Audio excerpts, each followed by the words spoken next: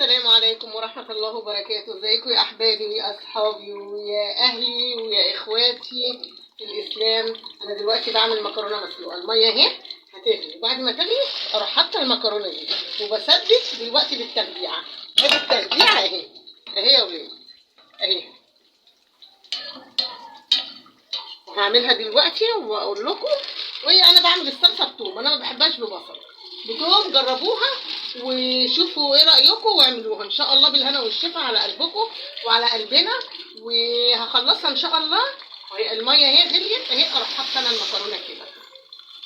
المكرونه حطاها قدامكم وكل حاجه حطاها قدامكم. والصلصه اهي بتغلي. والصلصه جميله اهي وحلوه ازاي. انا عاملاها بالثوم، ما بحبش الا الثوم.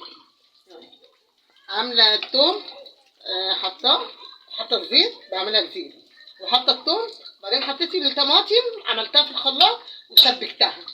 واهي دي مسلوقه اهي، هتتسلق اهي.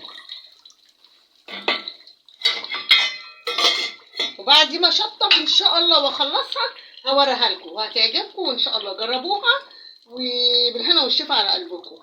واما اخلص ان شاء الله هنزلها لكم. انا كنت مفرزاها عشان طبعا القطه كده كده هتغلى، وكده كده الحاجه غاليه. فاحنا بنعمل اكله خفيفه اقتصاديه وعلى قدينا، وان شاء الله ربنا هيفرجها ان شاء الله. بلاش سمك يا ولاد، ده حاجه غاليه. بلاش لحمه، بلاش فراخ. نعمل دلوقتي حاجات اللي هي في البيت ديت البسيطه البسيطه، ويوم كده ويوم كده وهي ماشيه لغايه ما ربنا ان شاء الله يعدلها ان شاء الله. وربنا ان شاء الله ان شاء الله كده هيكرمنا قوي. ويلا بقى، خليكم في السنه دي وظهري ولايك وشير. ورفته اهو، خلصت ورفته وهقدمه لكم وبالهنا والشفا.